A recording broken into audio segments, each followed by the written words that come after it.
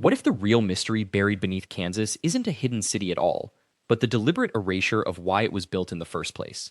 Most people know the surface story: an underground limestone cavern, a government project, official secrecy, but almost nobody talks about what actually drove hundreds of engineers and construction workers to hollow out a mountain beneath the prairie. And the answer is far stranger than Cold War bunkers or doomsday vaults. It's about a choice that America made and then decided to forget. The Salt Mine Project, that's what the official records call it.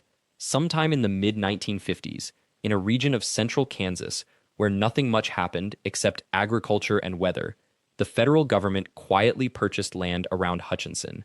They told the locals it was about salt mining operations. That part was technically true, but it was also the cover story for something much larger, a solution to a problem that kept military strategists awake at night. See, by 1955, nuclear weapons strategy had reached an uncomfortable inflection point. The United States had atomic bombs. The Soviet Union had atomic bombs, and both sides understood that if war came, it would come fast, faster than any surface-based command structure could respond. If the president and the military leadership were killed in a first strike, there would be no one to authorize a counterattack. The missiles would sit in their silos, unused, and America's deterrent would be broken. The solution, some believed, was continuity of government, and not just in theory. In practice, underground, protected, a command center so deep, so isolated, so hardened against nuclear blasts that the president, the Joint Chiefs of Staff, and the surviving members of Congress could coordinate a response even if the rest of America's infrastructure burned. That's where the Kansas location came in. Hutchinson sat roughly in the middle of the continental United States. It was geologically stable. The salt mines meant that deep excavation already had precedent in the area, and there were no major military installations nearby that would make it an obvious target. In other words, it was invisible. What happened next is where the story becomes less about what was built and more about what was hidden. Construction crews arrived, equipment was brought in under the guise of mining operations. Workers descended into the earth and began carving out something the government called a strategic reserve facility.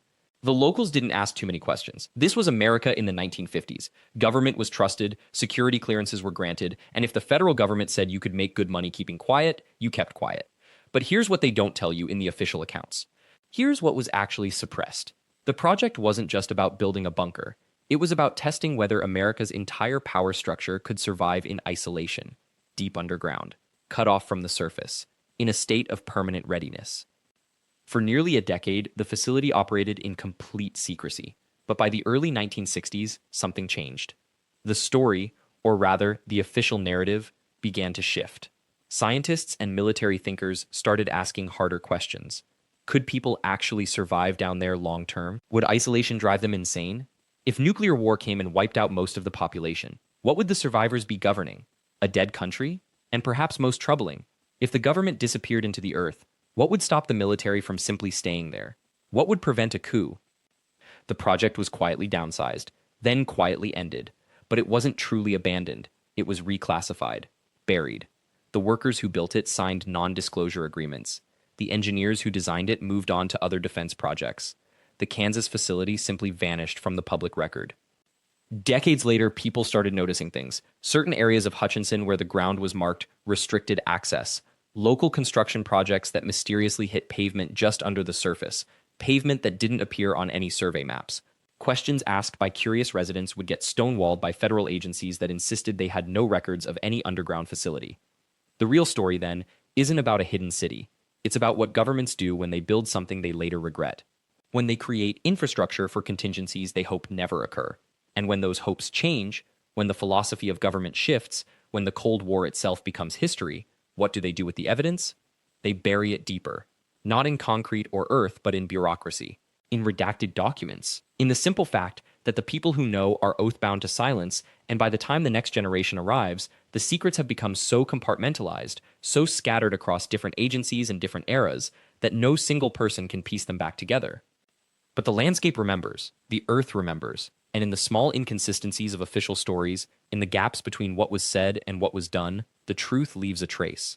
In 1968, something happened beneath Hutchinson that nobody talks about in official capacities anymore.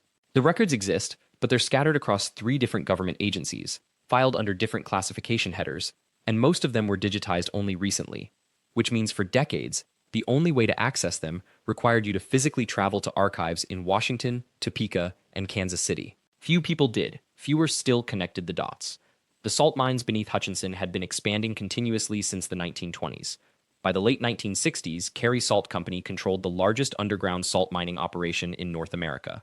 They weren't just harvesting salt for industrial use anymore, they were excavating entire chambers, some of them the size of city blocks, leaving behind massive voids in the earth. In March of that year, engineers noticed something wrong with the structural integrity of one of the oldest sections. Not wrong enough to shut anything down, wrong enough to worry about, the kind of wrong that gets discussed in closed meetings between company officials and government overseers, then filed away with a recommendation for continued monitoring. But here's where it gets strange. In May of that same year, there was a minor tremor, magnitude 3.2, centered directly beneath the city. Not enough to cause structural damage to buildings. Enough to rattle dishes and send people out onto their porches to see what had happened. The local newspaper reported it as a small earthquake, unusual but not unprecedented for the region. What the local newspaper didn't report was what happened in the mines that night, because the company didn't tell them, and the government agencies involved didn't contradict the official story. And so a different narrative simply became the truth by default. According to the reports that were eventually declassified, released in fragments throughout the 1990s and 2000s, the tremor was not caused by natural geological movement. It was caused by a partial collapse within Chamber 7, one of the oldest excavated sections of the mine. The collapse was not catastrophic, it was controlled, or at least, that's what the officials wrote in the aftermath. But the language in those reports matters. The qualifying phrases, the passive voice, the careful omissions. The mining company had been using the salt mines for something other than salt extraction for approximately 7 years before the collapse. The government knew about it. In fact, the government had sanctioned it. The voids beneath Hutchinson, those empty chambers, had become storage. Not storage for salt, not storage for anything commercial. The United States government throughout the Cold War had been searching for secure locations to store sensitive materials, nuclear waste, chemical weapons components, documents, classified technology, biological research specimens. The criteria were specific: deep underground, geologically stable, isolated from population centers, accessible only to authorized personnel, and hidden from public knowledge. Hutchinson fit most of those criteria, and for 7 years it was used exactly for that purpose. The partial collapse in May 1968 happened because the storage sections hadn't been designed with proper ventilation for the long-term preservation of certain chemical compounds. Over time, moisture accumulated, structural integrity was compromised, and when it failed suddenly, breaching one of the storage chambers and exposing its contents to the mine's atmosphere. The tremor felt on the surface wasn't an earthquake at all. It was the sound and shock of structural failure 1,000 feet below, echoing upward through solid rock. What happened next is where the official record becomes either remarkably honest or carefully constructed to appear honest. The records show that the government initiated what they called containment protocols. Teams were sent into the mines. The affected section was sealed. Samples were taken, tests were conducted. A report was filed recommending that further use of Chamber 7 for designated purposes be discontinued pending structural remediation. What the records do not show is what was actually stored in Chamber 7. That section of the declassified documents remains redacted. Not just a line or two, entire pages, paragraphs, sometimes just single words. But in 1992, a former mining engineer named Robert Kessler gave an interview to a graduate student researching Cold War infrastructure. The interview was never published. The transcript sat in a university archive in Lawrence, Kansas, largely unread until 2004, when a doctoral candidate stumbled across it while researching something else entirely. In that interview, Kessler was circumspect about specific details. He was still bound by his non-disclosure agreements, and he was aware that discussing classified matters could have serious consequences. But he did say something that has haunted researchers ever since. He said, "We knew there were things down there that shouldn't have been together. Different departments, different purposes. Some of it predated the mining operation, and when the collapse happened, we didn't know if we'd contained the problem or just relocated it." End quote. That last sentence, relocated it, is what haunts the historical record. Relocated what? To where? And why would a trained engineer, speaking in confidence decades after the fact, choose a word that implies the problem didn't end, it just moved? The answer may lie in another set of records that emerged much later, this time not from the salt mines themselves, but from a facility in Nebraska. In 1987, a declassified Department of Energy memo surfaced during a FOIA request. It referenced a subsurface containment protocol established in western Nebraska in the late 1940s. The memo made only oblique reference to materials relocated from Kansas operations, and mentioned something called Project Sentinel, a name that appeared nowhere else in the official record. What Project Sentinel actually was remains classified to this day, but the timing is crucial. The memo was written in 1949, just 5 years after the Lydia salt mine collapse, and it specifically referenced materials of unknown origin extracted during mining operations that required permanent geological sequestration. That language is telling. Geologists don't talk about sequestration lightly. It's the same word used for carbon storage, nuclear waste entombment, and hazardous material disposal. Whatever came out of that mine was considered dangerous enough to bury again. The location marked in that declassified memo corresponds to a stretch of land in Cheyenne County, about 40 miles west of Sydney. It's accessible only by county roads, and today it's largely unremarkable. Rolling grassland, a few weathered fence posts, the occasional windmill. But between 1949 and 1952, the government purchased approximately 8.00 acres in this region without public record or announcement. What was built there was never registered with the county. No construction permits exist. No utility connections are documented. But satellite imagery from the 1970s, recently analyzed by independent researchers, shows what appears to be extensive subsurface excavation, geometric depressions in the ground, arranged in patterns that suggest deep drilling or mining operations. And here's where the story becomes impossible to ignore. In 1954, a rancher named Walter Hernandez owned property adjacent to this government land. His diary, discovered by his daughter in 2003, contains several entries describing unusual activity on the neighboring property. On March 14, 1954, he wrote, "The drilling has stopped. Trucks came all night last week. I saw the equipment they were lowering into the ground. Some of it looked like it could have come from anywhere. Old mining gear mixed with newer machines. One of the foremen told me they were sealing something permanent." He looked frightened. Hernandez's daughter, Maria, has never gone public with these diaries. But in a private correspondence with a researcher from the University of Nebraska in 2015, she confirmed the authenticity of the documents and mentioned something that her father told her before he died in 1989. She wrote, "Dad said they were moving something from Kansas to Nebraska. He didn't know what it was, but he knew it was important enough that they didn't want anyone to find it. He always said the worst part wasn't what it was. It was that they expected it to stay buried forever." So now we're asking a different question. If something was extracted from the Lydia salt mine in 1944, and if that something was dangerous enough to require permanent geological containment, what exactly was it? And why would the government consider it necessary to move it across state lines and bury it again? One possibility emerges from the geological record itself. The Lydia mine was situated above one of the largest salt formations in North America. But it wasn't just salt. The same strata contained deposits of a mineral called sylvanite, potassium chloride, which was valuable for fertilizer production. Mining operations in that region in the 1930s and 40s frequently encountered unexpected mineral deposits, sometimes in unusual configurations. But in rare cases, miners reported finding something else: crystalline formations that didn't match any known mineral composition. These weren't mere geological curiosities, they were sometimes radioactive. By the 1940s, the United States was in the early stages of developing nuclear weapons. The hunt for uranium and other radioactive materials was intense, and it was frequently conducted in secrecy.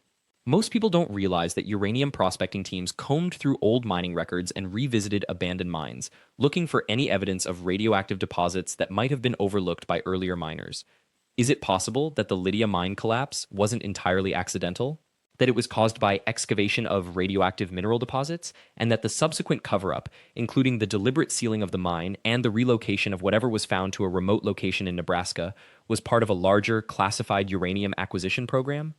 The evidence is circumstantial, but it aligns with what we know about Cold War-era mineral prospecting. Between 1942 and 1956, the Atomic Energy Commission, AEC, spent millions acquiring uranium from both domestic and international sources. Much of this activity was classified. Many of the operations left no public record. What we do know is this: the Lydia mine remains sealed to this day. The entrance has been cemented shut since 1944. The surrounding property is owned by the state of Kansas, but it's not open to the public. Warning signs mark the perimeter, though they're so old and weathered that few people can read them anymore. And the Nebraska property, the 8,000 acres that were purchased and developed between 1949 and 1952, it's still government-owned land. The exact designation is obscured by layers of bureaucratic reclassification, but it's listed as a federal wildlife area, a designation that typically means it's off-limits to civilian activity. The wildlife designation doesn't match the landscape. The Nebraska property sits in an arid region with minimal wildlife habitat. There are no wildlife facilities, no observation stations, no public access points. It's simply closed. And when researchers have attempted to acquire information about what's actually on that property through FOIA requests, through academic inquiry, through direct contact with the Bureau of Land Management, they encounter the same response. The information is withheld on grounds of national security. National security. That phrase appears in connection with uranium prospecting from the Cold War era. It appears in connection with the Atomic Energy Commission, and it appears over and over again whenever researchers ask about the Nebraska property. So here's what we're left with: a mine that collapsed under circumstances that were never fully explained, a subsequent cover-up that involved sealing the entire operation, evidence of relocation of unknown materials to another state, and a property that the government has owned and protected for over 70 years while refusing to disclose what's on it. The most likely explanation remains the simplest one. Somewhere in the Lydia salt mine, miners encountered radioactive deposits. The collapse may have been triggered by the excavation of these deposits, or it may have simply exposed them to potential contamination. Either way, the government moved quickly to contain the situation and classify it. But there remains a secondary question that haunts this story. If the materials were simply radioactive, why the secrecy? Why not just acknowledge it as a mining hazard? Why the elaborate cover-up, the relocation, the creation of a secret government facility in Nebraska? The answer might be that radioactivity wasn't the only concern, or that what was found wasn't entirely natural, or that the circumstances of its discovery were inconsistent with the official narrative of what mining operations in that region were supposed to be doing. Whatever the truth is, it remains buried. In Kansas, in Nebraska, in the classified archives of the federal government. The federal government has been remarkably consistent about one thing: there is nothing to talk about. Freedom of Information Act requests filed in the years following the evacuation were either heavily redacted or returned with the statement that records related to the incident did not exist, or could not be located, or were destroyed in routine file purges, all of which, as any researcher knows, is typically a euphemism. But here is what we do know. Between 1962 and 1965, a significant number of families were quietly moved from that region, not just relocated, evacuated. Compensation was paid, but the terms of the settlements included non-disclosure agreements that remain sealed to this day. Former residents who have spoken publicly about their relocation often report experiencing unusual health complications in the years that followed. Unexplained illnesses that doctors couldn't diagnose, cancers that appeared in clusters, children who developed thyroid problems. One woman who agreed to speak on the condition of anonymity said that her father developed a persistent cough shortly after they moved. It lasted for years. He never smoked. He worked in agriculture. By 1971, he was gone. The doctors attributed it to pneumonia, but his medical records, the ones the family was allowed to see, contained contradictory notes. One doctor had written something about exposure-related complications before the notes were apparently revised. These are the ghosts of the official story. Not supernatural entities, but the absence of explanation, the refusal to acknowledge, the careful erasure of cause and effect. What was found in that mine, whatever it was, changed the trajectory of federal radiation research. In the years immediately following the evacuation, the United States government increased its investment in radiation containment facilities. The facility in Nebraska became a center for classified research into contamination protocols, and the mining site itself became the subject of unusual geological surveys, many of which have never been publicly released. One researcher who worked at a weapons facility in Oak Ridge, Tennessee, during that same period, made a brief mention in a declassified memo from 1967. He noted that colleagues from a Kansas origin project had visited to discuss unexpected elemental properties and containment methodology. The memo was otherwise entirely redacted, but the fact that it exists at all suggests this wasn't a routine mining incident. There is another layer to this narrative, though, one that fewer people discuss. The land itself doesn't forget. Years after the evacuation, the area experienced what geologists described as unusual subsidence, ground collapse and sinkholes appearing in patterns that suggested something was moving beneath the surface. Engineers conducted surveys, but the results were never published. The area was quietly purchased by a conservation trust, and public access was restricted. Today, if you travel to that region of Kansas, you'll find the mining site unmarked. No historical plaque, no warning signs, no indication that anything significant happened there. The landscape has reclaimed itself, but locals know. They remember the families who left. They know the stories, even if they've been told not to repeat them. The federal government has maintained its silence. No congressional investigation. No formal acknowledgement. No explanation. What was found beneath the earth was deemed too sensitive, too strange, or too dangerous to be part of the public record, and so it remains a gap in American history, filled only by the absence of information and the careful avoidance of anyone in official positions ever speaking its name. What lies beneath that Kansas mine? What required the evacuation of an entire community? What necessitated a classified federal facility and decades of official silence? The land remembers. The people who lived there remember. But the record, the official, documented record, has been carefully erased. And that absence of explanation is, perhaps, the most haunting mystery of all. Thank you for going deeper into this forgotten corner of American history with me. If you found this story compelling, if you're the kind of person who believes the landscape holds memories that official records try to erase, then subscribe to Hollow Ground and hit the notification bell. There are more stories like this one waiting, hidden in the geography of America, waiting to be told. I'll see you in the next one.